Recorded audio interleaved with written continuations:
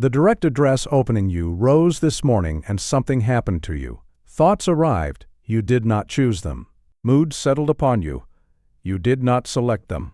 The hours unfolded in patterns you did not design and cannot quite remember designing. By evening, you were tired in a way that bore no proportion to what you had actually accomplished. The day had passed, you had not lived it so much as survived it. I am describing your experience because it is also mine, or rather, it was mine, until I discovered what I am about to share with you. There are 12 choices that determine the quality of every human day. These choices are being made whether you recognize them or not. The morning is either claimed or surrendered. The boundaries are either established or violated. The responses to difficulty are either chosen or suffered. You cannot avoid making these choices. You can only avoid making them consciously. The difference between the man who flourishes and the man who merely endures is not talent, not circumstance, not luck. It is this: one makes the 12 choices deliberately. The other makes them by default. You possess at this very moment more sovereignty over your existence than you have yet exercised. This book will show you where that sovereignty resides and how to claim it. I have observed, across 6 decades of public and private life, a phenomenon so common that it has achieved the dangerous status of invisibility. It is the spectacle of capable men, men of intelligence, of education, of every advantage that breeding and circumstance might bestow, who have, without ever recognizing the transaction, relegated themselves to servant status in the house of their own existence. They rise when circumstances command. They think what yesterday's residue provides. They react to whatever clamors loudest, respond to whoever speaks most insistently, and collapse at day's end with the bewildered exhaustion of men who have worked tremendously hard, yet cannot identify a single thing they deliberately chose to accomplish. They believe themselves captains of their fate. They are, in truth, passengers on vessels they imagine themselves to be steering. I once knew a man of considerable position, a director of significant enterprises, master of a fine house in the country, employer of scores. He had achieved, by any external measure, what the world calls success. Yet, in a moment of unguarded honesty, he confessed to me that he had not chosen a single thing about his morning routine in 30 years. He rose when the household required it. He thought what the newspapers placed before him. He responded to whatever telegrams arrived first at his attention. His entire day unfolded as a series of reactions, never as a sequence of deliberate choices. He was, in the territory of his own hours, utterly without dominion. His life did not belong to him. It happened to him, as weather happens, as accidents happen, as history happens to those who do not make it. This confession illuminated for me what I had long sensed but not yet articulated, that the vast majority of men have unknowingly surrendered their sovereignty over the very days that constitute their lives. They have moved from the throne room to the servants' quarters of their own existence without ever noticing the relocation. Let me speak plainly, for plainness is required here. There are 12 choices that determine the quality of every human day. These choices are being made, they cannot not be made, but for most men, they are made by default rather than by design. The morning is not claimed, it claims them. The boundaries are not established, they are violated before the man even recognizes he possessed the right to establish them. The responses to difficulty are not chosen, they erupt reflexively, as predictable as the response of a kicked dog. This is not tragedy in the Greek sense, where fate crushes the protagonist beneath wheels he cannot deflect. This is something far more distressing. It is voluntary abdication disguised as necessity. The man who lives as servant in his own house has not been forced there by external power. He has wandered there through inattention and remained there through ignorance of the alternative. The first step toward reclaiming one's sovereignty, and it is a step that cannot be skipped, however uncomfortable, is honest assessment of one's current condition. I propose to you what I call the sovereignty audit. Examine your typical day with the cold eye of an inspector examining a regiment. At each transition point, from waking to rising, from rising to first activity, from morning to midday, from labor to rest, ask yourself a single question: did I choose this, or did it choose me? The answers will prove uncomfortable. They should. Comfort is not the purpose of this exercise, clarity is.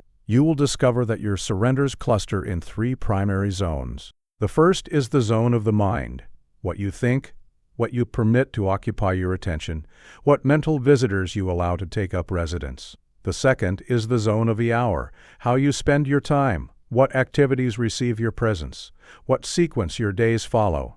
The third is the zone of response, how you react when circumstances press upon you, when difficulty arrives, when others make demands. Most men have surrendered at least one of these zones completely. Many have surrendered all three.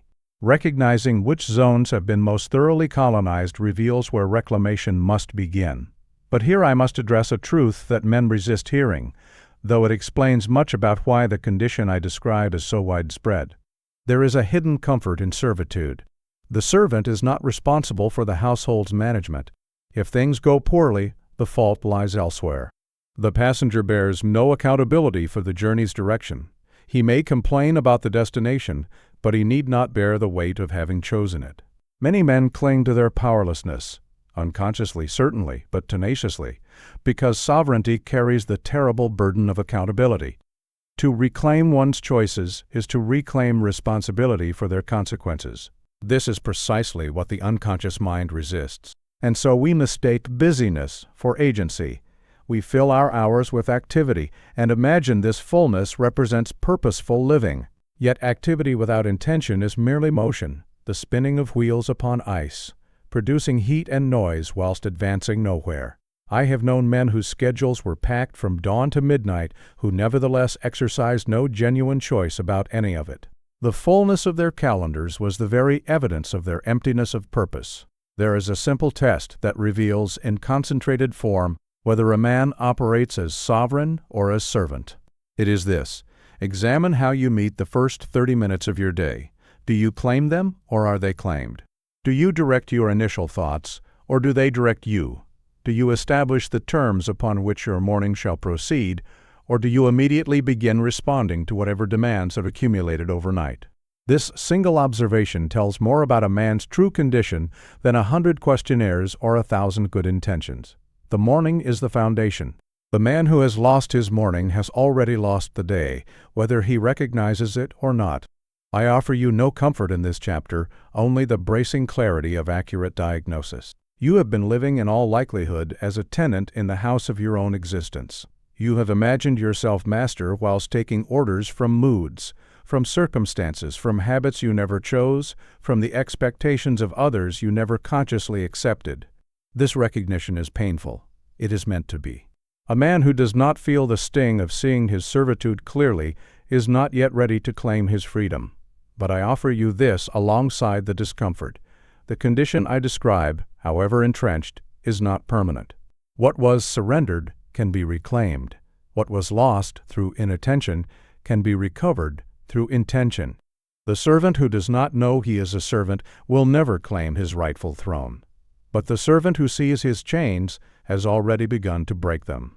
No man loses his sovereignty in a single dramatic act of capitulation. There is no moment when he stands at a crossroads, knowingly chooses the path of servitude, and walks deliberately into bondage. If it happened thus, the surrender would be visible, memorable, available for examination and reversal. The tragedy is precisely that it does not happen thus. The loss of sovereignty occurs through 1,000 small surrenders, each one seemingly insignificant, each one invisible in isolation, each one carrying with it the silent assumption that it cannot matter greatly because it is so very small. And yet these small surrenders accumulate with the same remorseless mathematics that govern compound interest. What begins as a single concession becomes a pattern. What becomes a pattern hardens into habit. What hardens into habit eventually presents itself as the very structure of reality, as though one's servitude were not constructed but given, not chosen but inevitable. Consider the man who, 30 years prior, made a single small concession. He would read the morning newspapers before settling his own mind. It seemed harmless. Who does not wish to be informed of the world's events? Yet this single surrender established a pattern. His mornings became reactive rather than generative. The tone of his days became hostage to whatever crises journalists had chosen to amplify. The anxiety of distant events he could not influence colonized the precious first hour when his mind might have been his own. 3 decades later, this man cannot imagine beginning a day without first absorbing the world's troubles. What began as one small choice has become an unquestioned prison. He would tell you he prefers it thus, that he needs to know what is happening, that an informed citizen must stay abreast of events. He would not recognize that he is defending his cell to his jailer. And this pattern, the small surrender that hardens into invisible necessity, has repeated itself across every domain of his existence. I call this the compound interest of abdication. Each surrender makes subsequent surrenders easier. The man who fails to choose his morning today finds it slightly harder to choose it tomorrow. The muscle of deliberate choice, like any muscle, atrophies through disuse. Over years, even decades, what was merely difficult becomes genuinely impossible. Not because the capacity for choice has been lost, but because the habit of surrender has become the path of least resistance. The particular danger lies in the invisibility of each individual surrender. We are equipped by nature to recognize dramatic threats. The sudden assault upon our liberty, the obvious invasion of our territory, these we perceive and resist, but the small surrenders happen below the threshold of awareness. They are too trivial to notice, too minor to resist, too insignificant to remember. And this is precisely what makes them so devastating in accumulation. The army that conquers through a single overwhelming assault can be repelled at the gates. The army that infiltrates one soldier at a time over years cannot be resisted because its invasion is never perceived as invasion. There is also what I call the normalcy trap. When a man begins to awaken to his own abdication, when he starts to recognize how thoroughly he has surrendered the governance of his days, he will look around and discover that nearly everyone he knows has made the same surrenders. His family members react rather than choose. His colleagues drift rather than direct. His acquaintances fill their hours with activity that is never deliberately selected and cannot be distinguished from purposeful living except by its results, or rather, its lack of results. This universal surrender creates a dangerous conclusion. Since drift is common, it must be acceptable. Since servitude is normal, it must be natural. The man who begins to reclaim his sovereignty will find himself conspicuously different from those around him, and the pressure to conform, to return to the comfortable sleep of the common pattern, is immense. Many men who awaken briefly return to slumber simply because wakefulness is lonely, yet the same mechanism that produced the loss can produce the recovery. 1,000 small surrenders built the prison, 1,000 small reclamations can dismantle it. The mathematics work in both directions. The man who claims one choice deliberately today will find it easier to claim another tomorrow. The muscle of intention, exercised daily, grows stronger. What was impossible becomes merely difficult. What was difficult becomes natural. What was natural becomes the very structure of one's existence. This is the reclamation formula, and it must be understood precisely. You cannot reclaim 30 years of surrender in a single day. The dramatic resolution, the overnight transformation, the sudden and complete reversal, these belong to fiction, not to life. But you can reclaim this single day, and tomorrow another, and the day following another still. Each reclamation is small, the accumulation is everything. I urge you, therefore, to conduct an inventory of your signature surrenders. Each man has particular domains where his abdication has been most complete. For some, it is the morning. They have not owned their first hour in decades. For others, it is their responses to difficulty. They react with the same predictable patterns regardless of circumstances, as though their responses were built into their biology rather than chosen by their will. For still others, it is their associations. They spend their hours with whoever happens to be convenient rather than whoever might elevate them. Identify your signature surrenders, the specific territories most thoroughly lost, and you will have identified where the work of reclamation must begin. Do not attempt to recover all territories simultaneously. This is the path to failure. Select the most consequential surrender, the one that has cost you most dearly, and focus there first. Let success build upon success. Let the compound interest work in your favor.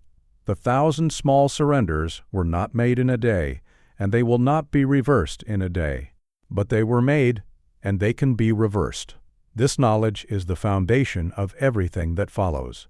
Sovereignty over one's life is not a single undifferentiated mass that can be seized in one grand gesture. It is, rather, a collection of distinct territories, each with its own terrain, each requiring its own form of attention, each subject to its own patterns of surrender and reclamation.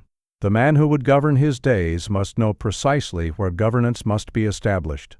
A general who cannot name the battlefields cannot devise a campaign. I have identified, through considerable observation of my own life and the lives of others, 12 territories over which sovereignty must be exercised daily. Neglect of even one allows the invasion of all the others, for these territories are not isolated kingdoms but provinces of a single realm. The weakness at one border invites assault upon the others. Conversely, strength in one province supports strength in all. The first territory is the dawn. How you meet the initial minutes of consciousness each day, whether you claim them or allow them to be claimed, establishes the key in which all subsequent hours shall be played. The man who surrenders his dawn begins every day already defeated, though he may not recognize his defeat until evening. The second territory is the first thought. This is separate from the dawn itself. It concerns the specific content of your initial mental occupation. What will you think about before the world's demands begin their assault? This choice is entirely yours, though most men have surrendered it so completely that they do not recognize it exists. The third territory is the boundary. What shall be admitted to your attention today? What information, what demands, what opinions, what provocations shall pass through your gates, and what shall be turned away? The man without boundaries is a kingdom without walls, nominally sovereign, actually defenseless. The fourth territory is the association. With whom will you spend your hours, and in what quality of interaction? We become, by subtle and inexorable degrees, composites of our associations. The man who does not choose his company has allowed his company to choose him, and therefore to choose who he is becoming. The fifth territory is the labor. How will you approach your work today? As burden to be endured or as expression of purpose? The same tasks can be performed as slave or as sovereign. The difference lies not in the task but in the approach, not in the activity but in the intention. The sixth territory is the response. When difficulty arrives, as it shall with the certainty of weather, how will you meet it? The pause between stimulus and response, however brief, is the space where sovereignty lives. The man who masters this pause masters his reactions. The man who does not master it is mastered by them. The seventh territory is the attention. Upon what will you focus your finite resource of attention? What will receive your concentrated presence, and what will be denied it? Attention is the currency of experience. What you pay attention to is, quite literally, what your life consists of. The eighth territory is the consumption. What will you admit to your body and your mind? What food, what drink, what ideas, what images? The gates of consumption require constant guarding, for the world offers endless substances and stimulations, most of which weaken rather than strengthen. The ninth territory is the speech. What words will you permit to leave your mouth today? Speech is action. Once released, words cannot be recalled. The sovereign considers what he will say before he says it.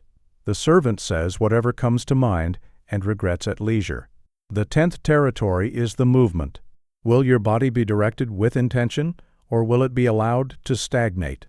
The choice of physical activity is a choice about the instrument through which all other choices are enacted. Neglect the instrument and all performances suffer. The 11th territory is the gratitude.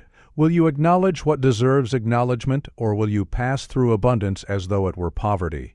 Gratitude is not merely pleasant sentiment. It is a sovereign act of perception, a choice to see what is present rather than only what is absent. The 12th territory is the closure. How will you end your day? What will you release? What will you retain? What will you carry into sleep, and thereby into tomorrow's dawn? The evening choice determines the quality of the next morning. He who closes poorly opens poorly. These are the 12 territories. You cannot govern them all equally well, particularly at the beginning. You cannot claim them all simultaneously without courting failure through overextension, but you can know their names. You can understand their locations. You can assess, with honesty, which you have surrendered most completely. I recommend that you create a simple inventory. List the 12 territories and beside each, make an honest assessment.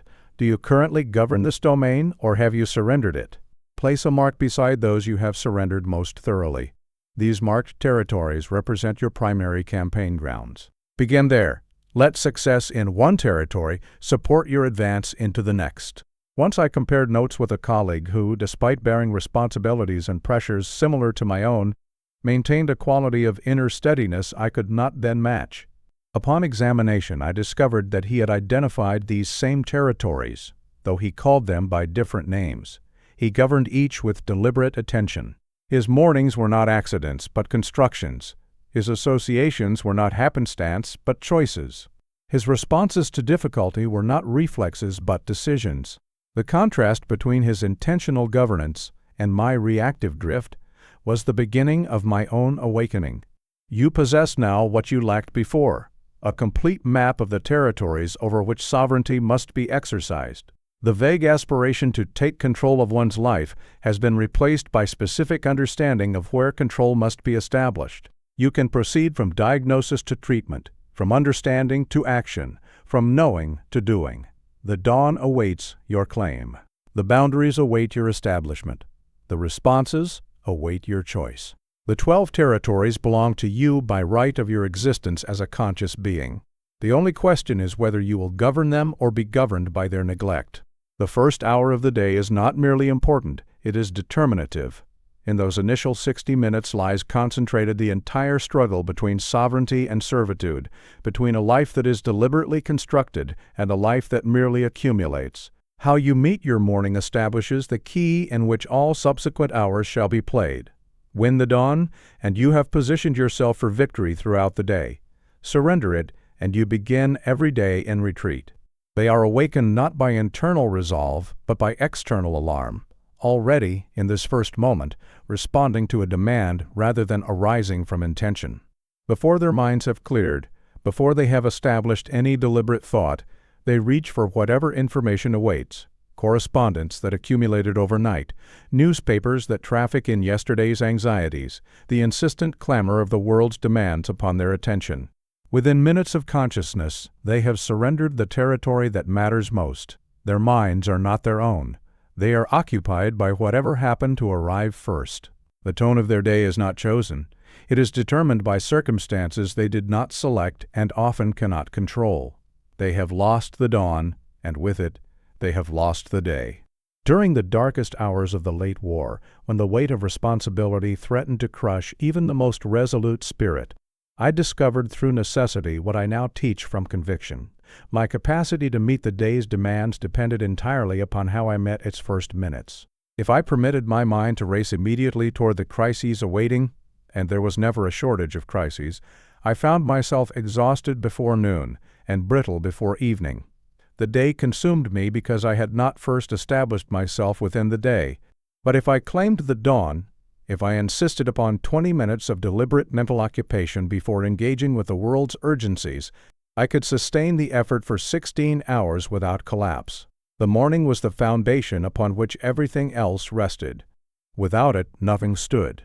This discovery led me to formulate what I call the architecture of the sovereign morning. It is not a rigid prescription that must be followed exactly. Circumstances vary, and the sovereign adapts his methods to his situation. But it is a framework that can be applied in any circumstances, by any man, with any set of responsibilities. The first element is what I call the pre-decision principle. The structure of your morning must be decided before you need it.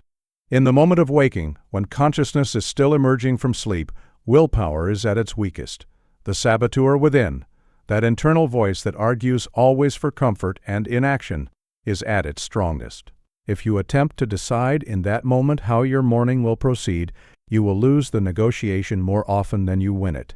The decision must already have been made. Tonight, before you sleep, determine precisely how tomorrow's first hour will unfold. Write it down if necessary. When morning arrives, there is nothing to decide, there is only execution. The second element is the physical mental sequence. The body should move before the mind engages with problems. I do not speak of elaborate exercise, though that is beneficial for those who have time. I speak merely of movement, a walk around the grounds, simple calisthenics, any activity that brings the blood into circulation and shakes off the stupor of sleep. Even 5 minutes suffices. This physical initiation creates the foundation for subsequent mental sovereignty. The mind that occupies a stagnant body is itself prone to stagnation. The third element, and perhaps the most crucial, is the deliberate first thought. Before your feet touch the floor, before you rise, before you move, before you engage with anything external, choose what you will think about. Direct your mind with intention to its first occupation. Gratitude is an effective beginning. Identify something specific for which you are genuinely grateful and dwell upon it with attention. Purpose is another. Remind yourself of what you intend to accomplish and why it matters. Resolution serves as well. Affirm your commitment to meet the day as sovereign rather than as servant. The content of this first thought matters less than the act of choosing it. What matters supremely is that you, not circumstance, not the residue of yesterday's worries, not the anticipation of today's problems, determine what your mind shall first contain. The fourth element is what I call the information fast. No newspapers, no correspondence, no telegrams, no external input of any kind until your own mind has been established. The information will wait. It has no choice. Your sovereignty will not wait. It must be claimed in the morning, or it will be lost. Protect the dawn from invasion as you would protect any vital position from the enemy. I know the objection that rises in your mind. Urgent matters require urgent attention. What if something critical has occurred overnight? What if delay creates damage? I respond, genuine emergencies announce themselves without your seeking them. The truly urgent will reach you regardless of your morning practices. What you avoid by your information fast is not the genuinely urgent, but the merely clamorous, the endless stream of matters that present themselves as requiring immediate attention but could perfectly well wait an hour, a day, a week, or forever. The fifth element is the sacred duration. Determine a minimum period, whether 15 minutes or an hour, according to your circumstances, during which your morning is inviolate. Within this protected time, you are sovereign. The world's demands begin when you say they begin, not before. This sacred duration is not selfish retreat from responsibility. It is the foundation that makes genuine responsibility possible. The man who has established himself can serve others effectively. The man who has not established himself serves them poorly, however frantically he attempts to do so. Implement this architecture tomorrow. It need not be elaborate. Indeed, elaboration invites failure. Begin simply. 1 minute of chosen first thought while still in bed. 5 minutes of physical movement. 10 minutes of deliberate mental occupation. Reading something that elevates rather than agitates. Reflection upon your purposes. Planning the day with intention. Only after this sequence is complete do you admit the world's demands. Practice this sequence for 7 consecutive days. At week's end, compare the quality of these 7 days to your previous mornings. The difference will be unmistakable. You will have discovered, through direct experience, what the sovereign dawn provides. Every day brings an assault upon your attention. Information, demands, opinions, provocations, and distractions all seek entry into the kingdom of your mind. They arrive through the post, through the newspaper, through the conversation of colleagues, through every channel that connects you to the world beyond yourself. They are not malicious in their intention. They are simply relentless in their arrival. And for most men, they enter unopposed. The man who admits everything becomes nothing, a mere echo chamber for whatever voices speak loudest, a receiver for whatever signals happen to arrive, a container filled not by intention but by circumstance. His mind, which might have been a cathedral, becomes a railway station, crowded, noisy, transient, and ultimately purposeless. This chapter teaches the discipline of the guarded gate. You cannot control what the world presents. You can absolutely control what you admit. This distinction, so simple to state, so profound in its implications, is the difference between sovereignty and servitude in the realm of attention. I observed once 2 men of similar position face the same morning. The first, upon arriving at his office, began by reading every dispatch that had arrived overnight. He read them without discrimination, important and trivial, actionable and merely informative, useful and agitating. Among them were several that contained nothing requiring his attention, and 2 that contained only complaints about matters entirely beyond his control. By mid-morning he was irritable, scattered, and incapable of sustained thought. His attention had been colonized by content he should never have admitted. The second man approached his correspondence differently. He reviewed it briefly, scanning for what genuinely required his engagement. What required action he set aside for later, systematic attention. What did not require action, information he could not use, problems he could not solve, provocations that would only disturb, he discarded without reading further. His morning remained productive, his judgment clear. The difference between these men was not their circumstances, it was their gates. The first principle of the guarded gate is what I call the admission filter. Before allowing any information to occupy your attention, ask 3 questions. Does this require my action? Does this improve my understanding? Does this serve my purpose? If the information fails all 3 tests, if you cannot act upon it, cannot learn from it, cannot use it in service of what you are trying to accomplish, then it has no rightful claim to your attention. Refuse it entry. Most of what clamors for admission fails all 3 tests. The second principle is the scheduled boundary. Do not make admission decisions constantly throughout the day. This exhausts the will. Instead, designate specific times for engaging with external input, correspondence, newspapers, the opinions of others, and protect the remaining hours from intrusion. Between these designated periods, your attention belongs to what you have chosen, not to what happens to arrive. I have found that 2 periods suffice for most men, once in the mid-morning, once in the late afternoon. Outside these periods, the gate remains closed. This structure does not make you inaccessible, it makes you effective. The man who is constantly available is constantly interrupted. The man who is available at designated times is capable of sustained attention, which is to say, capable of genuine work. The third principle concerns what I call the source hierarchy. Not all sources merit equal access. There are voices that deserve immediate hearing, trusted counselors, intimate family, superiors whose instructions require prompt compliance. There are voices that deserve eventual hearing but can wait, colleagues, acquaintances, the general run of correspondence. And there are voices that deserve never to be heard at all, peddlers of gossip, merchants of anxiety, those who communicate nothing but complaint. Determine your source hierarchy and enforce it. When a message arrives, its source determines its treatment as much as its content. The trusted counselor who sends an urgent message receives immediate attention. The unknown correspondent who sends the same message waits until the designated period, or waits forever if his message proves unworthy.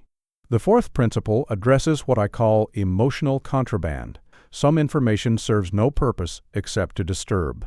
Gossip about persons distant from your life. Sensationalized accounts of disasters you cannot prevent and did not cause. The opinions of fools about matters they do not understand. The petty grievances of those who make grievance their profession. These are contraband to be refused at the gate, not admitted and then struggled with internally. I do not counsel ignorance. The sovereign remains informed about what genuinely matters. But he recognizes that much of what presents itself as important is merely loud, and that admitting the loud displaces the important. The gate must discriminate. The fifth principle completes the picture. Guarding the gate is not merely negative, refusing the harmful, but also positive, actively seeking and admitting what elevates. What ideas would improve your mind? What associations would strengthen your character? What information would genuinely serve your purposes? These should not be merely permitted, but actively pursued. Fill your attention with what deserves it, and you will find less room for what does not. To implement these principles, begin with identification. What are the 3 largest sources of unconsidered input in your typical day? For most men, these include newspapers, correspondence, and conversation with particular individuals. Select these 3 sources and, for 1 week, apply the admission filter rigorously to each. Before engaging, ask, does this require action? Does this improve understanding? Does this serve purpose? Track what you refuse entry? Observe the effect on your mental clarity and your available time. You will discover, I am confident, that vast quantities of what you have been admitting serve no useful function whatsoever. They consume attention that might be directed toward what matters. They create disturbance without providing benefit. They occupy the limited hours of your day without contributing to any outcome you actually value. The guarded gate is not isolation from the world. It is intelligent engagement with the world. The man who admits everything engages with nothing. He is too scattered, too overloaded, too depleted by the endless procession of input that pours through his unguarded openings. The man who guards his gate can engage fully and effectively with what he admits because he admits only what merits engagement. Between every stimulus and every response lies a space. In ordinary consciousness, this space is so brief as to be invisible. The event and the reaction appear to occur simultaneously, as though the reaction were caused directly by the event, as though no choice were involved, as though we were mechanisms rather than men. Yet within that space, however compressed, however fleeting, resides the entirety of human freedom. Master that space, and you have mastered yourself. Surrender it, and no other mastery matters. I speak not of suppression, not of the strangling of natural feeling, not of the cold and mechanical control that produces men who are steady but dead. I speak of something far more valuable, the capacity to choose one's response rather than merely having it, to decide how one shall meet circumstance rather than being decided by circumstance. This is the sixth territory of daily sovereignty, and in many respects, it is the most consequential of all. I recall receiving news of a significant setback during a period when setbacks were neither rare nor minor. The particulars do not matter. What matters is what occurred within me upon receiving the news. I watched myself prepare for the familiar response, the tightening across the shoulders, the acceleration of thought, the surge of reactive energy that demands expression. It was the response I had made to such news 100 times before. It was habitual, automatic, seemingly inevitable. But in that moment I caught myself preparing, and in catching myself I realized something that changed everything. The response I was preparing was not compulsory. It was merely habitual. The news had arrived. The reaction had not yet departed. Between the two lay a space, small, easily missed, but present. Within that space I had a choice. I chose differently. I met the news with assessment rather than agitation. I examined the situation rather than reacting to it. The circumstances remained precisely what they were, unchanged by my response or lack of response. But I remained sovereign within them. I had not conquered the difficulty. I had conquered something far more important, my own reactivity to it. That single instance taught me more about human freedom than years of philosophical study. The books had spoken of free will in abstract terms as a metaphysical proposition to be debated. But here was free will made concrete, the pause between stimulus and response, the space within which choice becomes possible. The technique I have developed from this discovery I call simply the pause practice. It reduces to this: when stimulus arrives, when news comes, when provocation occurs, when difficulty presents itself, pause. Do not react immediately. Introduce, deliberately, a space between the event and your response to it. Even 1 second of pause is sufficient to transform reaction into response. Even 1 second creates room for choice to operate. This pause need not be visible to others. It occurs internally, in the space between perception and expression. Others see only that you do not react with the reflexive speed that most men exhibit. They do not see the brief internal deliberation that has occurred. But that deliberation makes all the difference. During the pause, I recommend a simple question. I call it the reframe question. How would the man I wish to become respond to this? This question shifts attention from habitual pattern to intentional choice. The habit mechanism has been interrupted. A different pathway becomes available. You are no longer asking what you feel like doing, a question that leads invariably back to habit. You are asking what the best version of yourself would do, a question that opens the door to genuine choice. There is also what I call the sovereignty check. Before allowing your response to emerge, ask, Am I about to respond as sovereign or as servant? If as servant, reacting from mere impulse, from fear, from unexamined habit, pause again. The response is not yet ready. If as sovereign, choosing with intention, acting from deliberation, proceed. The response has been chosen rather than merely had. Another powerful intervention I call the long view. Most reactive responses assume that the stimulus is more important than it actually is. The irritation of the moment looms so large that it obscures all proportion. During your pause, consider, how much will this matter in 5 years? In 1 year? In 1 month? I have found that most provocations that seem to demand immediate and vigorous response will matter not at all in 5 years, will be barely remembered in 1 year, and will be forgotten within the month. This recognition restores proportion and enables measured response. But the most effective technique of all is what I call response rehearsal. The time to choose your response to predictable difficulties is before they arrive, not during. Every man's life contains recurring provocations: the colleague who irritates, the circumstance that frustrates, the type of news that disturbs. These provocations are not surprises, they are patterns. And patterns can be anticipated. Identify the recurring provocations of your life.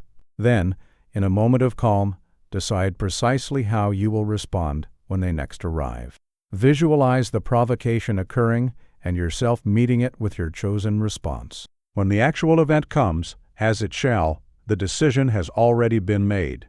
You need not deliberate in the moment. You need only execute what you have already determined. The pause becomes nearly instantaneous because the choice has been pre-made. I encourage you to maintain, for 1 week, what I call the response log. This is a simple record of moments when you successfully paused and chose your response. Mark these with an S for sovereign, and moments when you merely reacted from habit. Do not judge yourself, simply observe and record. At week's end, examine the patterns. What types of stimuli trigger reactive responses? What conditions support sovereign responses? What time of day finds you most reactive? And what time finds you most capable of choice? This intelligence will focus your practice. You will discover that you are more sovereign in some domains than others, more capable of choice in some circumstances than in others. Build upon your strengths, address your weaknesses systematically. The common mistake in this practice is expecting instant mastery. The pause is simple to understand and difficult to implement consistently. Years of reactive habit have carved deep channels in your nervous system. The response flows down these channels automatically without consultation with your will. These channels cannot be redirected in days. Expect gradual progress, not immediate transformation. Expect to fail often, particularly at the beginning, particularly when caught off guard, particularly when the provocation is severe. But expect also this: with practice, with persistence, with the accumulation of small successes, the pause becomes more natural, the space becomes wider, the choice becomes easier, the channels of habit can be redirected. The sovereign response can become as automatic as the reactive response once was. When this transformation has occurred, and it will occur if you persist, you will have claimed a freedom that most men do not know exists. Events will still occur, provocations will still arrive, difficulties will still present themselves, but you will no longer be helpless in their presence. You will meet them as sovereign, choosing your response, determining your reaction, maintaining your composure, not through suppression but through genuine choice. This is freedom, not the freedom of avoiding difficulty. That is impossible. The freedom of meeting difficulty on your own terms. There lives within every man an internal saboteur. I do not speak metaphorically or poetically. I speak of an observable phenomenon that operates with remarkable consistency in the inner life of every human being I have ever known intimately, including myself. This saboteur has a single purpose: the maintenance of the familiar. It does not seek your harm in any malicious sense. It seeks your comfort, and in seeking your comfort, it ensures your stagnation. The saboteur operates below conscious awareness. It does not announce itself as opposition to your growth. It announces itself as reasonableness, as flexibility, as self-compassion, as practicality. Its whispers sound like wisdom. Tomorrow will serve as well as today. The circumstances are not yet right. A single lapse cannot matter greatly. You are being too hard on yourself. These arguments feel like mature counsel. They are, in fact, the voices of surrender disguised as sense. I knew a man who determined to establish sovereignty over his mornings. He had read, he had reflected, he had made his resolution. For 3 days he succeeded magnificently. He rose before the household demanded it. He claimed his first thoughts with deliberate intention. He guarded his boundaries against the morning's invasions. He was, for 3 days, a sovereign. On the 4th morning he woke to find the weather foul and his spirits low.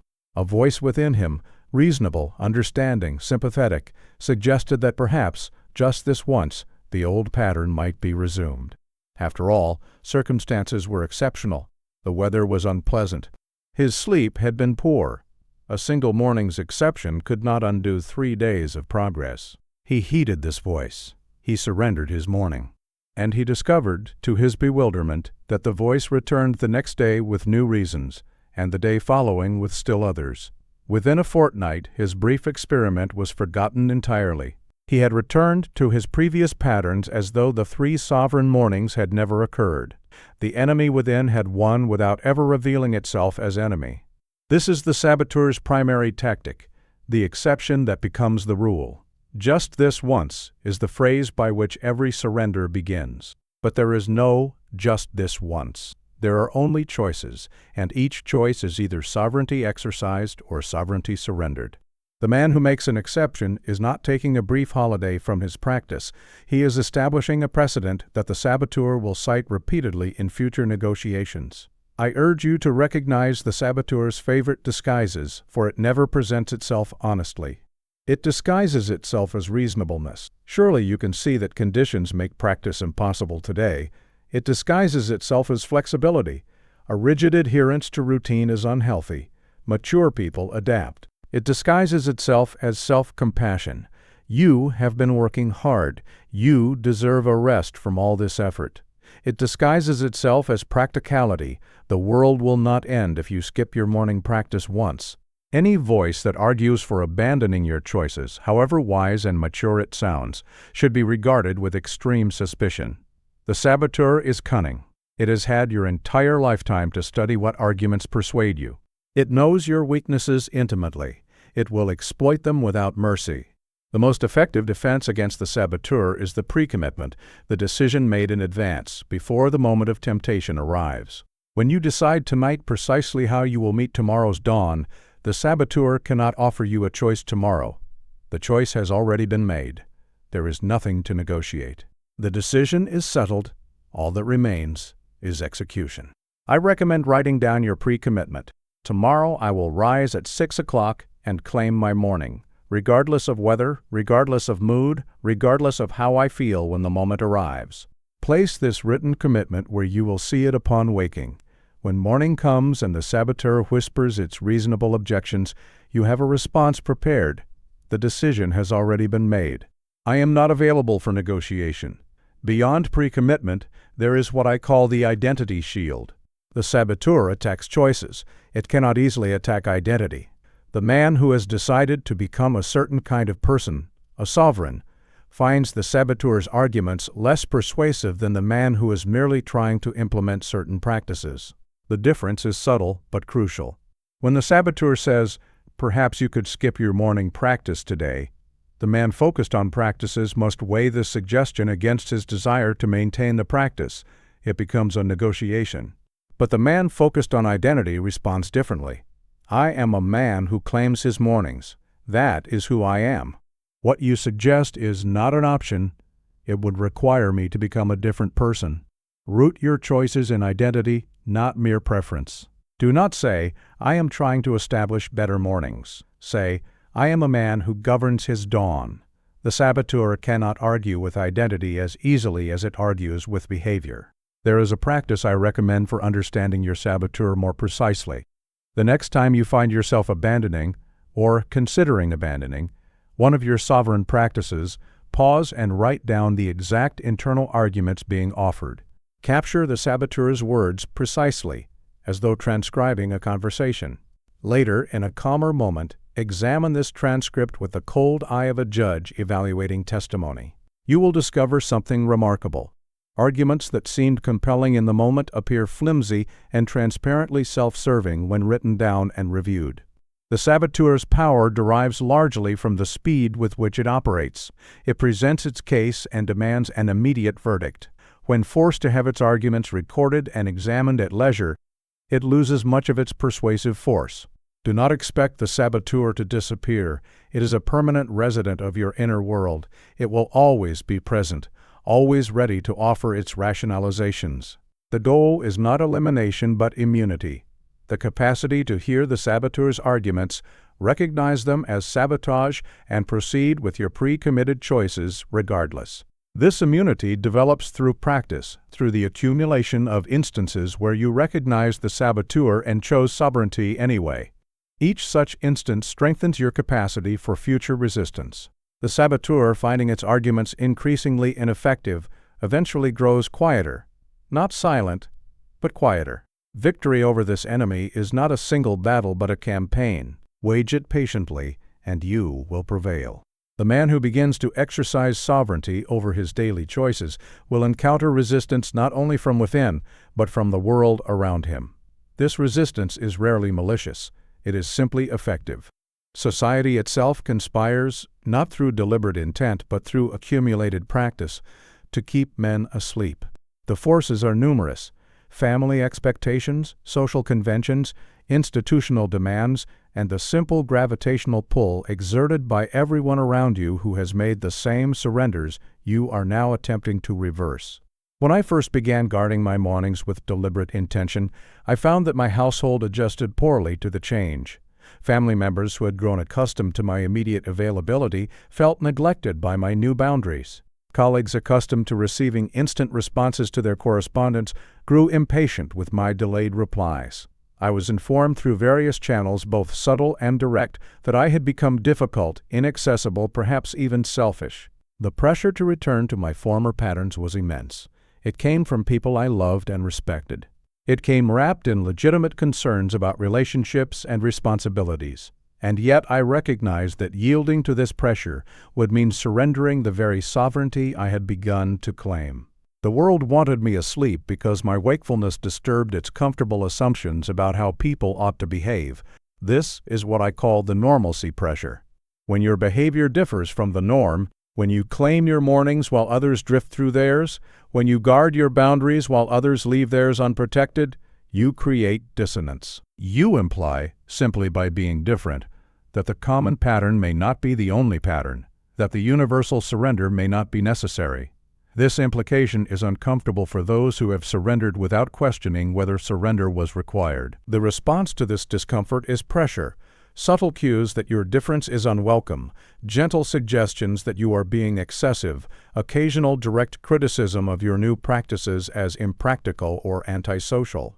Recognize this pressure for what it is, evidence that you have begun to move, not evidence that you are moving wrongly. The man who receives no resistance from his environment has not yet begun to change. There is a phenomenon observed among crabs that illuminates this dynamic. Place a single crab in a bucket and it will climb out.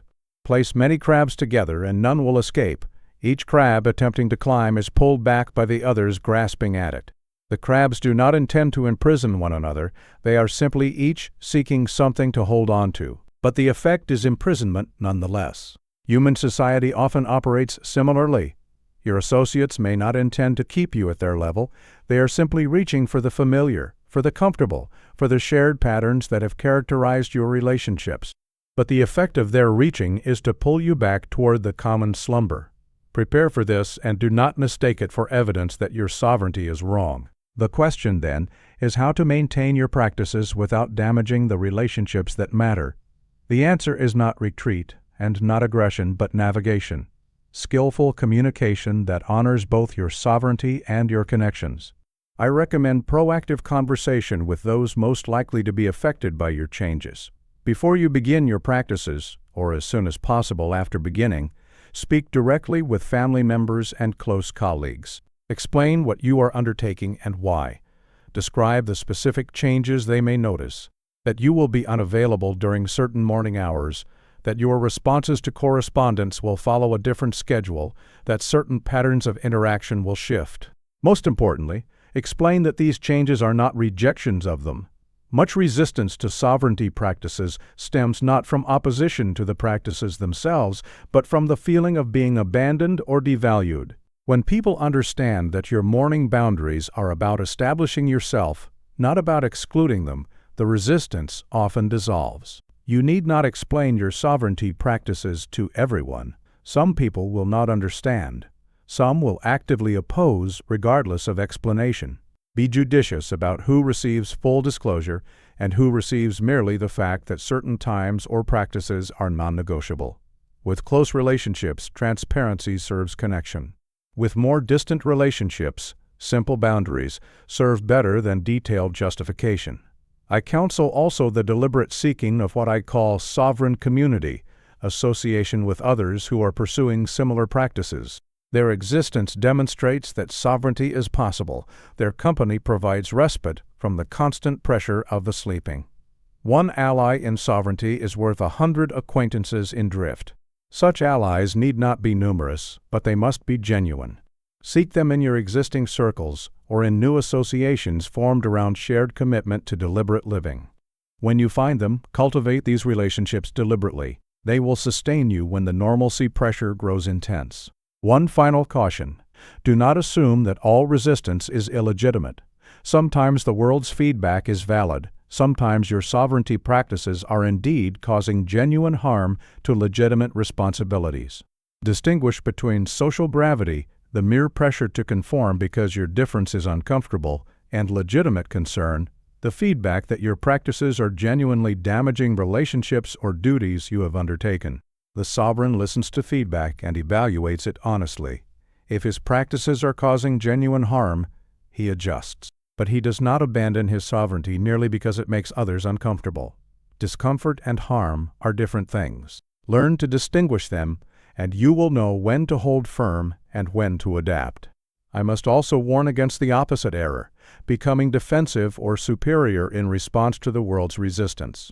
The man who meets social pressure with contempt, who dismisses all criticism as mere jealousy of his advancement, who looks down upon those who remain in the common slumber, this man has traded one form of servitude for another. He is now servant to his own pride rather than to the expectations of others. The sovereign maintains humility even as he maintains his practices. He remembers that he was recently asleep himself. He recognizes that those who pressure him are not enemies but simply people who have not yet awakened. He holds his boundaries without holding contempt for those who test them. This combination, firmness without arrogance, sovereignty without superiority, is the mark of genuine mastery. Remember also that the world's resistance will diminish with time. At first, your changed behavior creates novelty. Novelty attracts attention. Attention generates pressure.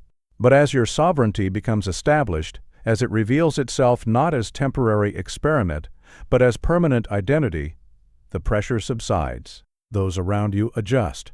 What was once conspicuous becomes simply who you are. The world accommodates what it cannot change. The world will not applaud your awakening. It will resist, sometimes gently, sometimes firmly. This resistance is not a reason to return to sleep. It is the natural response of the sleeping to the presence of wakefulness. Expect it, navigate it, maintain both your sovereignty and your humility, and persist regardless. In time, even the world will come to accept, perhaps even to admire, what it once resisted. No man, however committed, will maintain perfect sovereignty over his 12 choices every day of his life. There will be mornings surrendered, boundaries breached, responses chosen poorly. The question that determines everything is not whether you will fail, that is certain, but how you will respond to failure when it comes. The man who can recover will eventually succeed. The man who cannot recover will abandon the entire enterprise after his first serious lapse. I speak from direct experience. During a particularly demanding period, I abandoned my morning practices entirely for the space of 3 weeks. The pressures were genuine, the demands were intense, the circumstances seemed to make practice impossible. Each day I intended to resume. Each day conditions seemed to prevent resumption. By the 3rd week's end, I had nearly convinced myself that the practices themselves had been impractical. Lovely in theory, but impossible to maintain amidst the genuine responsibilities of a full life. Then I recognized the saboteur speaking. The voice that called my practices impractical was the same voice that had argued for each individual day's surrender. The conclusion that sovereignty was impossible was not wisdom. It was accumulated capitulation dressed as insight. I made a decision. I would resume the following morning, regardless of circumstances, regardless of the 3 weeks that had passed, regardless of how thoroughly I had convinced myself that resumption was impossible. The next morning I resumed. The practices returned. The 3-week lapse, which had seemed catastrophic while I was inside it, became merely a period of absence from which I recovered. This experience taught me the most important truth about sovereign practice. It is not a streak that, once broken, cannot be resumed. There is no rule that says failure must be permanent. There is no requirement that perfect consistency precede renewed effort. The king who has fallen can rise again. The kingdom that has been lost can be reclaimed. The first principle of recovery is what I call the single event interpretation. Every failure must be understood as a single event, not as evidence of a pattern. I failed this morning is accurate. I am a failure is not accurate. It is the saboteur disguised as honest self-assessment.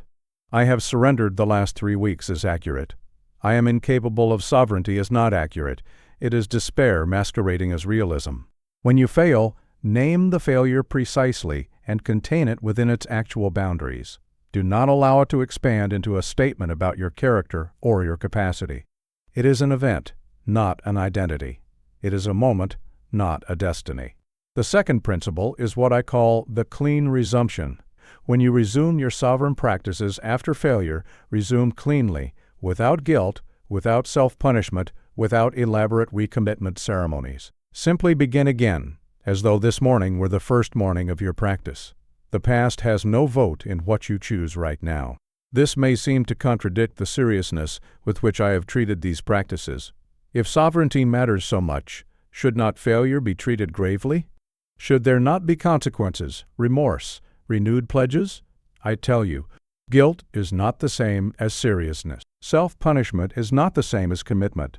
The man who wastes his morning in self-recrimination over yesterday's failure has now lost 2 mornings instead of 1. The appropriate response to failure is not extended mourning but immediate resurrection. Note what happened. Resume the practice. Proceed. The third principle concerns what I call the failure taxonomy. Not all failures are equal. They differ in type and therefore in the response they require. Some failures are failures of attention. You simply forgot your practice. The habit was not yet strong enough to trigger automatically. Some failures are failures of will. You remembered but yielded to the saboteur's arguments. Some failures are failures of circumstance. Genuine emergencies require deviation from normal practice. Each type requires different response. Failures of attention indicate a need for stronger reminders, more visible cues, more robust triggers. Failures of will indicate a need for stronger pre-commitments, clearer identity statements, better saboteur recognition. Failures of circumstances require no response at all, except return to practice when circumstances permit. The fourth principle is what I call the recovery protocol, a specific sequence to implement immediately upon recognizing that you have failed. It proceeds thus. First, name the failure precisely. I failed to claim my morning today. Second, identify the type. This was a failure of will. The saboteur convinced me that the weather justified surrender. Third, note any relevant learning. I will prepare tonight for tomorrow's morning, regardless of tomorrow's weather. Fourth, release the failure. This event is now complete. It does not define me. Fifth, proceed with the next sovereign choice. The dawn has been lost. The boundary choice remains. I will exercise sovereignty there. This protocol takes less than 2 minutes. It transforms failure from a spreading stain into a contained event. It prevents the single failure from becoming the first in a chain of failures. The fifth principle addresses what I call the streak fallacy. Many men abandon their practices entirely because they broke the streak and feel they must now start over from zero. This is a profound misunderstanding. There is no streak to break. There are only choices, each one independent. Your 100 days of sovereign mornings are not erased by one morning's failure. They remain, banked, accumulated, formative. The man who has practiced sovereignty for 100 days and then fails once is not back at the beginning. He is a man with 100 days of practice and 1 day of failure, a record that any reasonable person would consider excellent. But the streak mentality tells him he has lost everything, that he must rebuild from nothing, that his previous efforts have been nullified. Reject this mentality utterly. Each day is its own. Each choice is independent. Each morning presents a fresh opportunity regardless of what came before. Your history of success supports you. Your single failure does not erase it. To formalize your recovery, I recommend a practice I call the intentional reset. If you have experienced failures, whether a single lapse or an extended period of surrender, conduct a brief formal ceremony of return. Sit quietly for 5 minutes. Acknowledge each failure without judgment. Simply name what occurred. Then release each one consciously. Finally, make a clear declaration. From this moment, I resume my practice. This ritual marks the boundary between past failure and present resumption. It closes the chapter of failure and opens the chapter of renewed sovereignty. The king has fallen. Let the king arise. I have presented to you 12 territories over which sovereignty must be exercised daily. 12 domains, 12 practices, 12 points of attention. This may have created an impression of complexity, of an elaborate system requiring constant vigilance across multiple fronts, of a demanding regimen that asks more than ordinary human capacity can sustain. If so, I must now correct that impression. For beneath the apparent diversity of the 12 choices lies a single fundamental choice. Master the one, and the 12 follow naturally. The single choice is this: to live deliberately rather than by default. Every morning's claim of the dawn is simply this choice expressed in the domain of waking. Every boundary guarded is this choice expressed in the domain of attention. Every response chosen rather than merely suffered is this choice expressed in the domain of reaction. The content differs, the territory differs, the specific application differs, but the fundamental act is identical in all cases. The choice to engage with intention rather than drift with circumstance. A young officer once asked me how I maintained so many disciplines simultaneously. The reading, the painting, the writing, the correspondence, the political duties, did I not find it exhausting to remember so many separate obligations? Did I not tire of the constant mental effort required to keep all these balls in the air? I told him he had misunderstood entirely. I maintained only one discipline, the discipline of deliberate living. All else followed from this single commitment, as branches follow from a trunk. The reading was deliberate living applied to the cultivation of mind. The painting was deliberate living applied to the refreshment of spirit. The political duties were deliberate living applied to the calling of service. They were not separate disciplines requiring separate maintenance. They were expressions of a single discipline applied across different domains. His face showed first confusion, then illumination. He had been carrying 12 burdens. I had shown him there was only one. This is what I call the unity perception, and when it truly penetrates your understanding, the practice of sovereignty becomes infinitely simpler. You need not remember 12 separate obligations, checking each one consciously, maintaining attention on multiple fronts simultaneously. You need only maintain one commitment, the commitment to deliberate living, and allow that commitment to express itself naturally across the 12 territories. Practice seeing the 12 choices not as separate requirements, but as 12 expressions of one choice. When you claim your dawn, understand that you are choosing to live deliberately in the domain of morning. When you guard your boundaries, understand that you are choosing to live deliberately in the domain of attention. The specific actions differ. The fundamental movement of the soul is identical. From this unity perception follows what I call the sovereignty question. In any domain, at any moment, one question suffices to orient you correctly. Am I living deliberately right now, or am I living by default? This single question governs all 12 territories. It can be asked without remembering any specific practice, without consulting any list, without maintaining any elaborate mental framework. It is always available, always relevant, always clarifying. When you find yourself uncertain, when you are not sure whether you are exercising sovereignty or surrendering it, ask the sovereignty question. The answer will be immediately apparent. Either you are choosing or you are drifting. Either you are deliberate or you are default. There is no third possibility.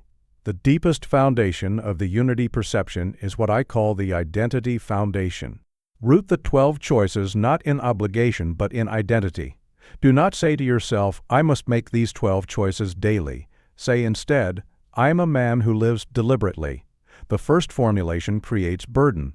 The second formulation creates expression. The first requires effort to maintain. The second generates behavior naturally. When your identity is settled, when you have genuinely decided that you are a man who lives deliberately, the 12 choices follow without constant struggle. The deliberate man claims his morning not because he remembers that he should, but because that is what deliberate men do. He guards his boundaries, not because his system requires it, but because leaving boundaries unguarded is not who he is. He chooses his responses, not because he has been taught a technique, but because reactive living contradicts his fundamental self-understanding. This is why I have emphasized identity throughout this work. Techniques can be forgotten, systems can be abandoned, practices can lapse, but identity persists. The man who knows who he is does not need a checklist to remind him. There is also what I call the ripple effect. Because the 12 choices share a common root, success in one domain naturally strengthens capacity in all others. The man who successfully claims his morning finds it easier to guard his boundaries throughout the day. He has already exercised the muscle of deliberate choice, and that muscle remains warmed and ready. The man who chooses his responses well finds it easier to choose his associations. The habit of intentionality, once engaged, extends itself across domains. Build upon success. When you find one territory easier to govern than others, use your strength there as a foundation for expanding your sovereignty. The man who is consistently sovereign in his morning can leverage that consistency to become sovereign in his responses. The man who is consistently sovereign in his responses can leverage that consistency to become sovereign in his associations. Each victory supports the next. Finally, I must address what I call the minimum viable practice. There will be days when comprehensive sovereignty is genuinely impossible, when circumstances are so extreme, demands so overwhelming, that maintaining all 12 territories is beyond realistic capacity. On such days, maintain the minimum. One moment of deliberate choice, anywhere in the 12 domains, at any point in the day. This minimum preserves the identity. It maintains the thread of deliberate living even when that thread cannot be woven into a full garment. It prevents the complete collapse that occurs when a man abandons sovereignty entirely because he cannot maintain it completely. On your most difficult days, when everything conspires against your sovereignty, find one moment, even a single moment, to choose deliberately. Claim your first thought upon waking, even if you cannot claim the subsequent hour. Guard one boundary, even if others must fall. Choose one response, even if others escape your control. This minimum viable practice preserves what matters most: your identity as a man who lives deliberately, who refuses to surrender completely, who maintains sovereignty in at least one territory regardless of what else may be lost. Complexity resolves into simplicity. 12 choices become one. And that one choice, to live deliberately rather than by default, is always available, always possible, always within your power. What a man calls his character is nothing more and nothing less than the residue of his choices, compounded over time. This statement appears simple. Its implications are revolutionary. For if character is constructed rather than given, built rather than born, accumulated rather than assigned, then every man holds in his hands the tools of his own formation. He is not the passive recipient of a character distributed by fate. He is the active architect of a character constructed by choice. The man of courage is simply the man who has chosen courage consistently until courage became his habit. When difficulty arrived, he chose to face it rather than flee. When fear arose, he chose to act despite it rather than surrender to it. Each such choice was small in itself, a single decision in a single moment. But accumulated across years, these small choices built something formidable. A disposition toward courage that now operates almost automatically, that requires no deliberation, that has become simply who he is. The same principle governs every dimension of character. The man of integrity is the man who has chosen integrity consistently until it became his reflex. The man of discipline is the man who has chosen discipline consistently until it became his default. The man of generosity, of patience, of steadiness, each has constructed his character through the patient accumulation of choices that, over time, hardened into permanent disposition.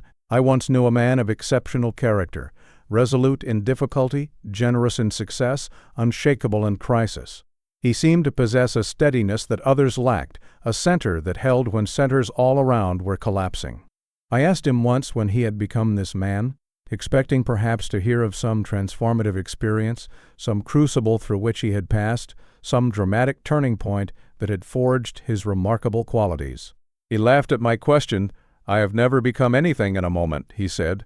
"I have only accumulated mornings for 60 years. Each morning I made certain choices, not because I felt like making them, not because they were easy, but because they were the choices that built what I wished to become.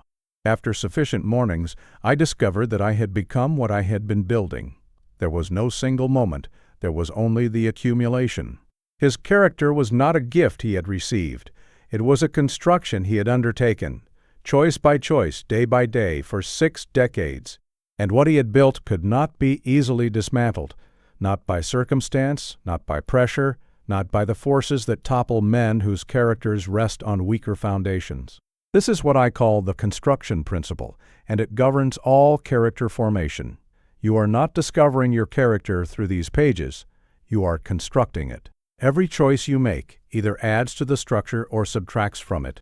There is no neutral action, no inconsequential decision, no choice that does not either strengthen or weaken the edifice you are building. Everything counts. The mathematics of this construction follow what I call the compound effect.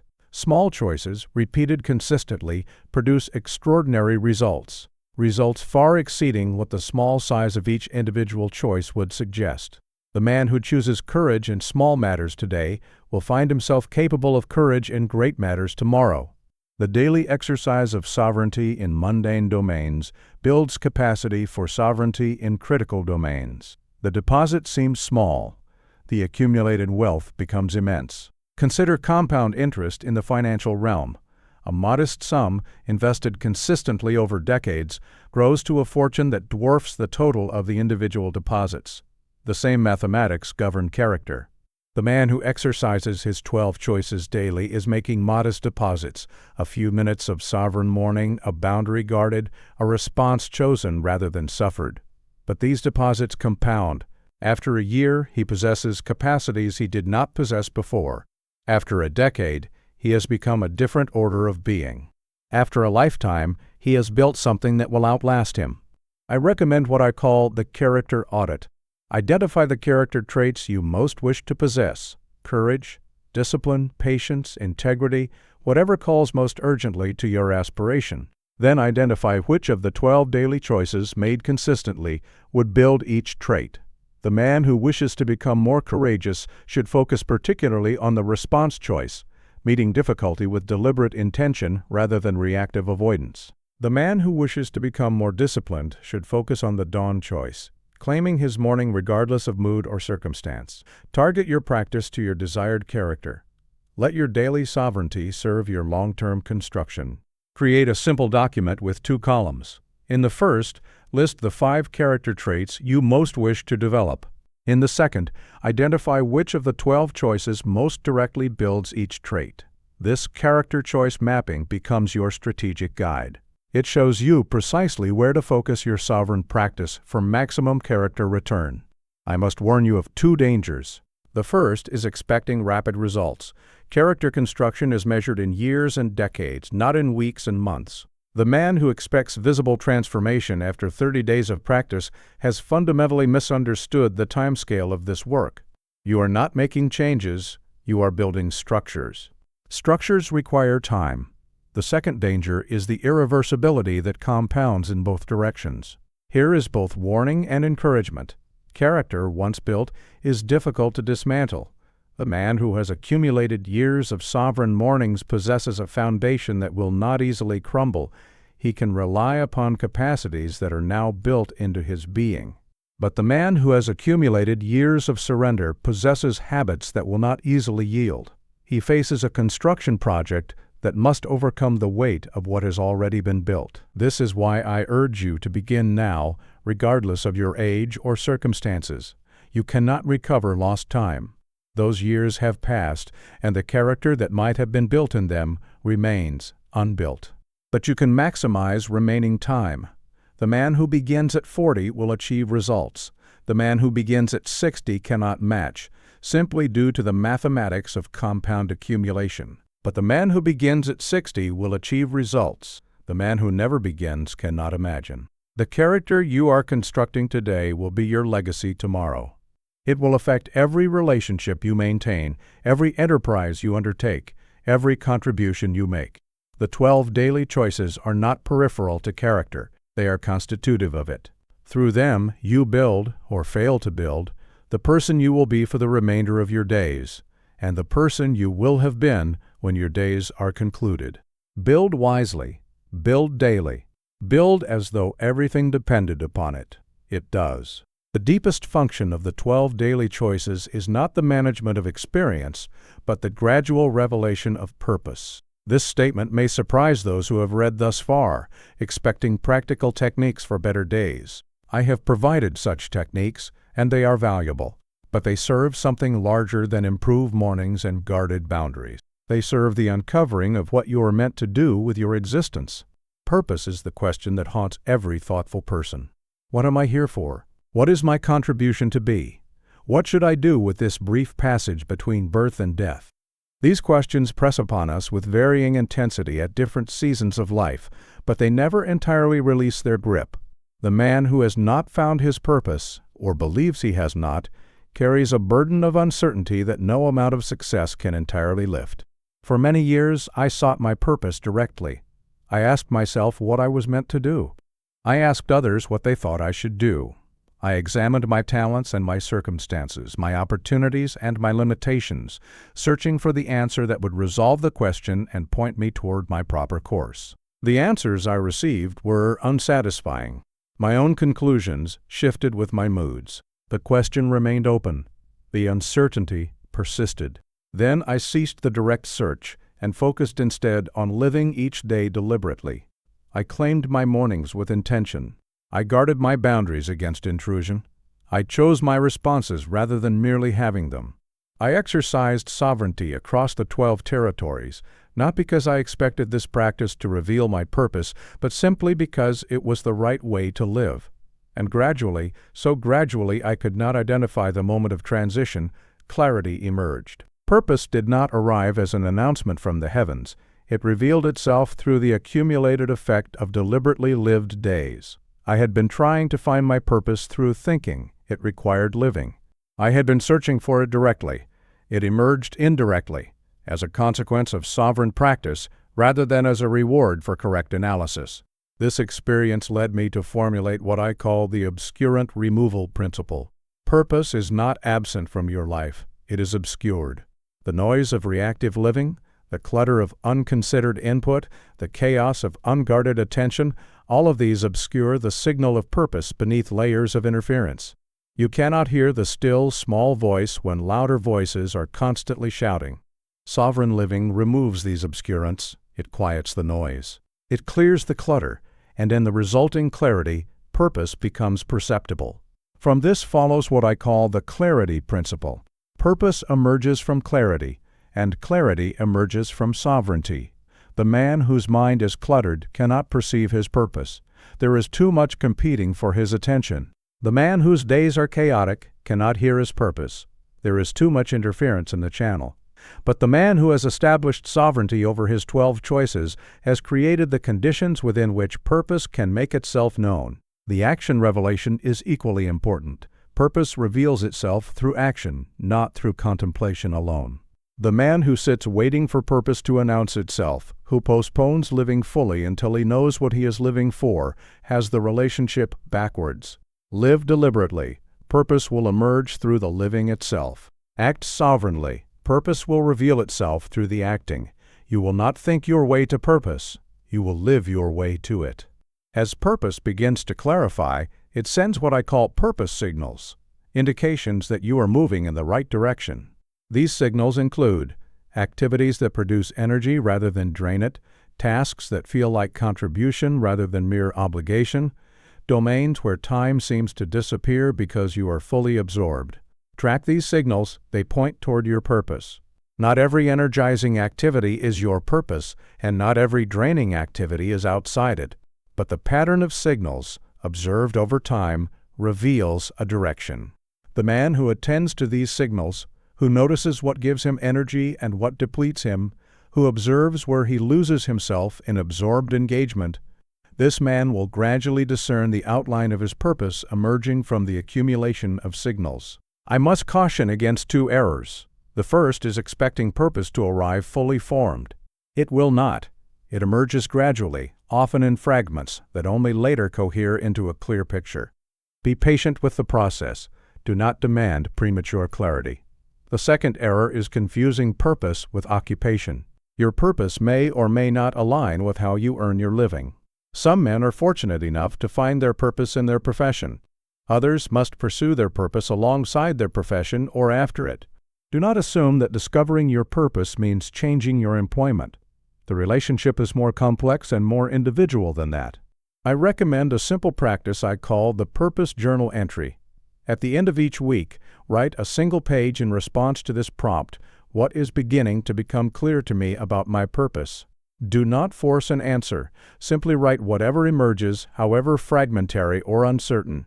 This practice, repeated weekly for a year, will produce a remarkable record of purpose clarifying itself. You will look back after 12 months and see a progression you could not have perceived in any single entry. Do not wait for purpose to arrive before living fully. This is the error of the man who postpones his life until conditions are right. Live fully now, through the 12 choices, through the daily exercise of sovereignty. Purpose will reveal itself to the man who is living, not to the man who is waiting to live. The 12 choices create the conditions. Purpose emerges within those conditions. Trust the process, maintain the practice, and watch clarity gradually dawn. A single day of sovereignty is a pleasant experience. The morning claimed, the boundaries guarded, the responses chosen. These produce a day of unusual quality, a day that feels directed rather than accidental, purposeful rather than merely busy. Such a day is worth having, but it is only the beginning. A month of sovereignty produces noticeable improvement. The practices begin to settle into habit.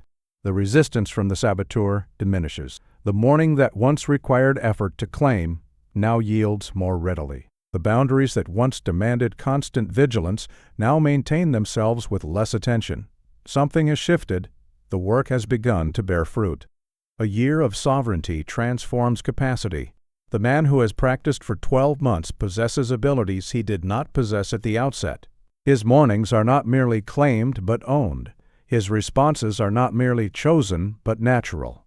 His character has begun to take the shape toward which his choices have been bending it. He is becoming someone new, or rather, he is becoming more fully who he was always meant to be. But a decade of sovereignty, this produces something qualitatively different from what came before. Not merely improvement, but transformation. Not merely better days, but a different order of being.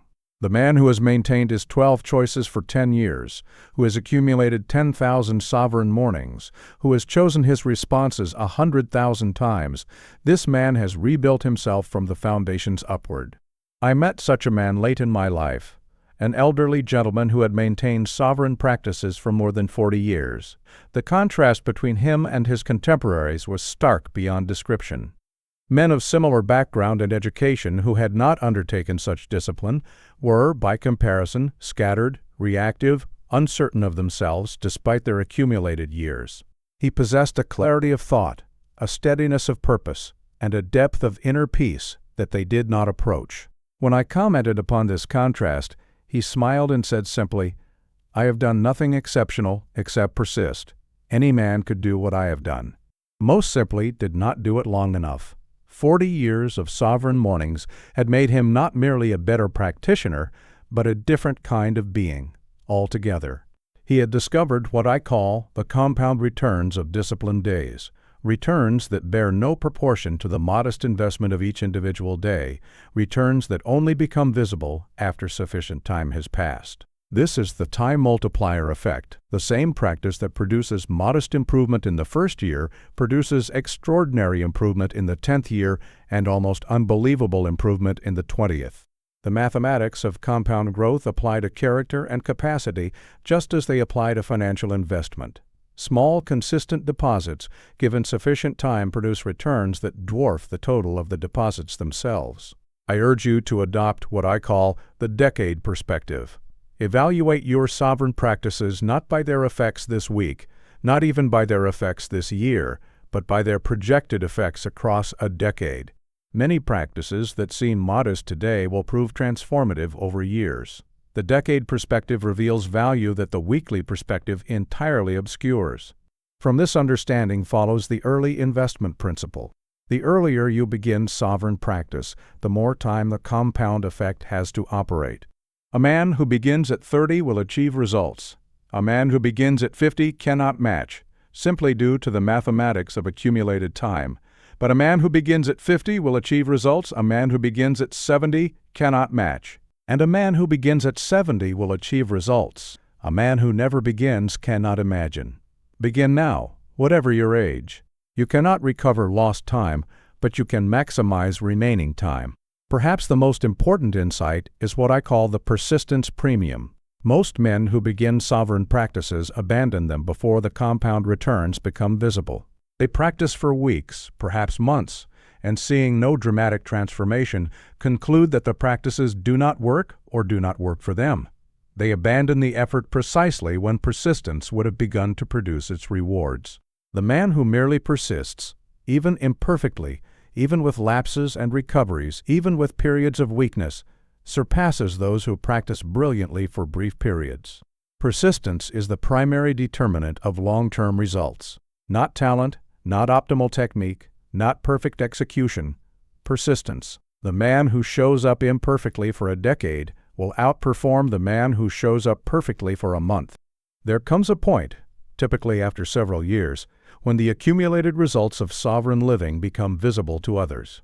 People will ask what has changed, what your secret is, how you maintain your steadiness when others struggle. This visible transformation is not the goal of the practice, but it is confirmation that the internal work has reached sufficient mass to manifest externally. When others begin to notice, you will know that the compound returns have begun to emerge. I ask you to consider your sovereignty horizon, the number of years you can reasonably expect to practice if you persist. Then visualize the compound returns over that entire period. What would 10,000 sovereign mornings produce? What kind of person would emerge from 20 years of deliberate living? This long view provides motivation that the short view cannot supply. It reveals stakes that justify the daily discipline. I urge you also to write a letter to your future self. Describe what you hope sovereign practice will have produced by the end of your horizon, in 10 years, in 20, in whatever span remains. Seal this letter and date it for opening at the appointed time. When you open it, you will have either vindicated your present hope or you will confront the cost of abandonment. Either way, the letter will have served its purpose to make the long-term consequences of present choices vivid and real. The mathematics are certain. The only variable is you. Whether you will persist long enough for the compound returns to manifest, whether you will maintain the daily discipline that enables time to work its multiplication. Most men will not. Most men will abandon the practice before the harvest, will plant but not remain to reap, will begin but not continue. Be among the few who persist. Be among those who understand that the compound returns await not the talented, but the tenacious, not the brilliant, but the steady. The man who shows up each morning, imperfect but present, will eventually possess what the man who waits for optimal conditions will never possess. The compound returns await. They require only one thing, time. And time requires only one thing, persistence. Persist. Sovereignty, fully embodied, becomes contagious without effort. The man who has established genuine dominion over his 12 choices emanates a quality that others perceive and to which they respond, not always consciously, not always favorably, but unmistakably. He becomes a living argument for wakefulness, an embodied demonstration that deliberate living is possible, a proof that the common drift is not the only option. I did not set out to influence others through my sovereign practices. The practices were undertaken for their own sake, for the improvement of my own days, for the construction of my own character. Yet I discovered that influence occurred without my intending it, that others were affected simply by observing how I met my hours. A member of my staff once told me that working in my presence had changed her entirely. I asked what I had done to produce this change, expecting to hear of some specific instruction I had given, some advice I had offered, some deliberate teaching I had imparted. Her answer surprised me. "You have done nothing deliberate," she said. "You have simply shown me it was possible." Before I observed you, I believed that reactivity was inevitable, that days simply happened to people, that the chaos I experienced was the natural condition of a busy life. Watching you claim your mornings, guard your boundaries, choose your responses, this showed me that another way existed. You taught me nothing with words. Your practice taught me everything. I had never deliberately instructed her. My practice had instructed her simply by existing within her observation. This is what I call the emanation principle. The fully sovereign man does not need to teach or preach. He emanates. His very presence communicates something about what is possible. This communication occurs below the level of words, in the realm of demonstrated reality. From this principle follows what I call the permission effect. Many people do not attempt sovereignty because they have never witnessed it. They believe at some unconscious level that their reactive drift is simply how human life works, that everyone experiences the same scattered quality of days they experience, that no alternative exists except in the fantasies of philosophers. The sovereign's presence grants permission. It demonstrates that another way of living exists and is achievable by ordinary human beings leading ordinary lives. If he can do it, the observer thinks, perhaps I can do it. Consider the ripple calculation. Every person whose awakening you influence will, in turn, influence others. Your sovereign practice does not merely affect you and those you directly contact. It creates ripples that extend far beyond your sight, reaching people you will never meet, across time you will not inhabit. Calculate the value of your practice accordingly. The stakes are larger than your own life. They extend to every life your life touches, and every life those lives touch in turn. This influence operates through what I call non-coercive influence. The sovereign does not persuade, argue, or convince. He does not evangelize for deliberate living or criticize those who drift. He simply lives. Those ready to awaken perceive what he demonstrates and respond. Those not ready do not perceive or do not respond. There is no need for teaching in the ordinary sense. The teaching occurs through demonstration, and demonstration speaks to those who have ears to hear. What others perceive in the sovereign is primarily a quality of presence. His attention is fully available when he gives it. He is not scattered across multiple concerns or distracted by internal chatter. His responses emerge from choice rather than reactivity. There is a steadiness to him that circumstances cannot easily disturb. His boundaries are clear without being hostile. His firmness coexists with genuine warmth. This quality of presence is what teaches, and it cannot be faked. Only genuine sovereignty produces it.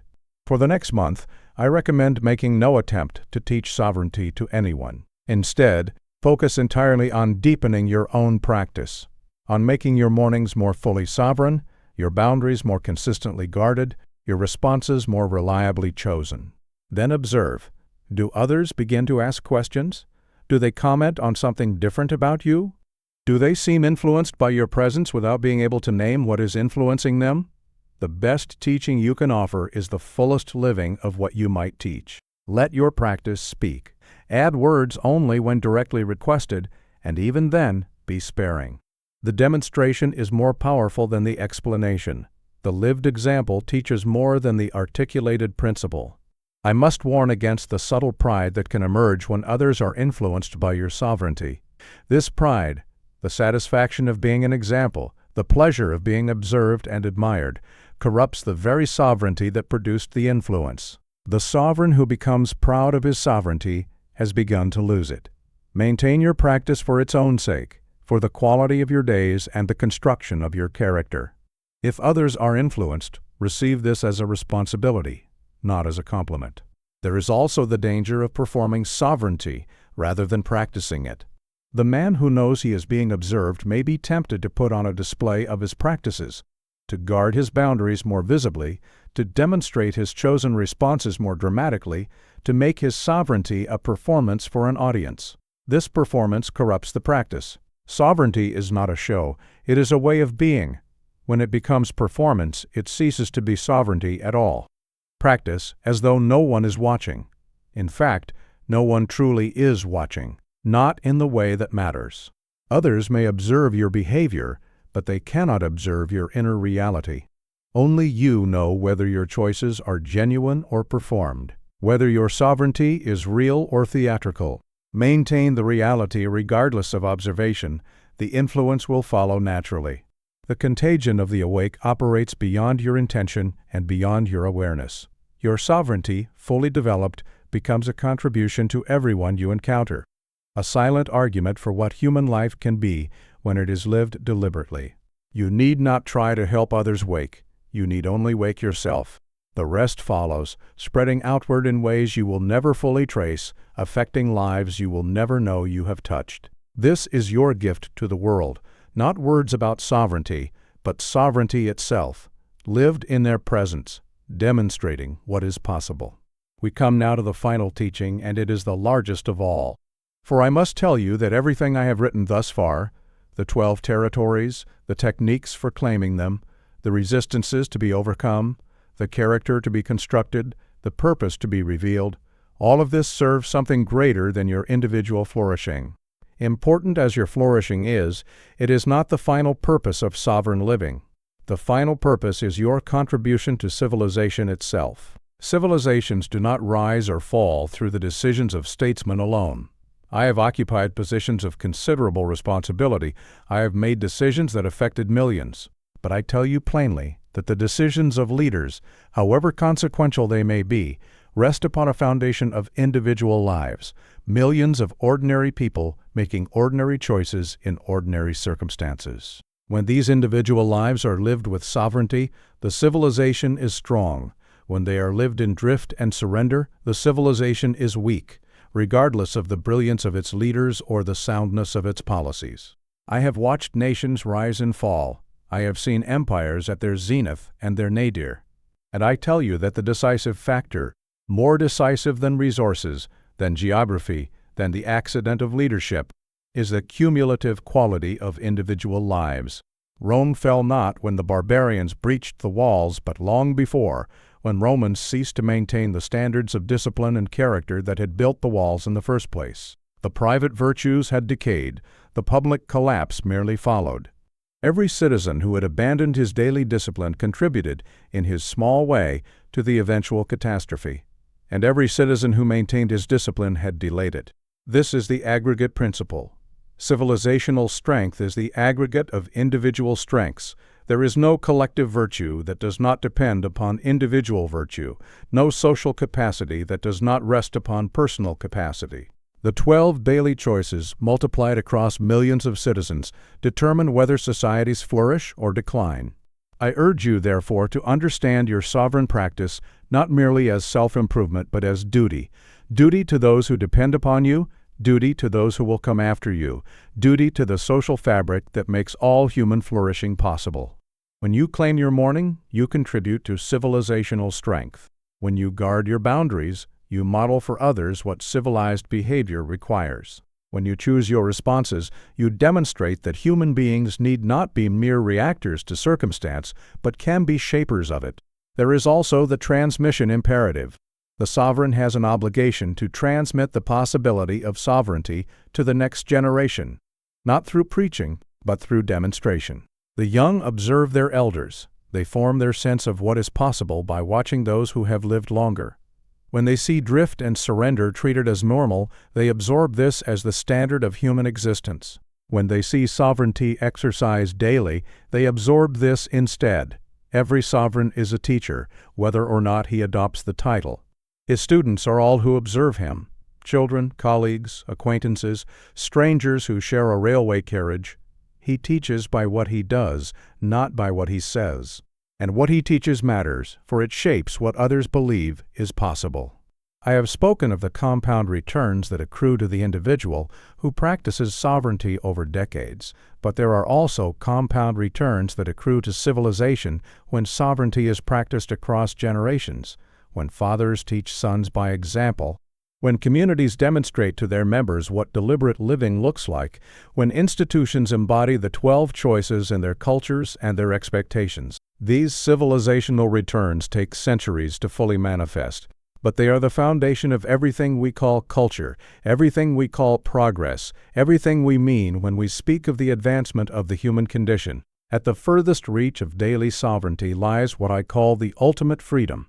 The man who has mastered his 12 choices has discovered a territory that tyrants cannot reach, that poverty cannot diminish, that even death cannot entirely conquer. He has found the invulnerable kingdom within, not as mystical abstraction but as practical reality, built day by day through the exercise of choices that were always within his power. This ultimate freedom is the final promise of this work. Not merely better days, though you will have those, not merely stronger character, though you will build that, not merely revealed purpose, though you will discover that. The final promise is liberation itself, freedom from the tyranny of circumstance, from the slavery of reactivity, from the prison of drift. This freedom is not escape from the world, but engagement with the world on your own terms. The sovereign still faces difficulties. He simply faces them differently. He still encounters provocations. He simply responds to them by choice rather than by reflex. He still lives within circumstances he did not create. He simply maintains his inner kingdom regardless of the external weather. I have known men who possessed every external advantage, yet remained slaves to their own reactivity. I have known men who possessed almost nothing, yet maintained complete sovereignty over their inner domain. The second group, whatever their external circumstances, possessed a freedom the first group could not purchase at any price. This freedom is available to you. It awaits only your daily choice to claim it. You have journeyed through these pages from awakening to mastery. You have learned the 12 territories of your sovereignty.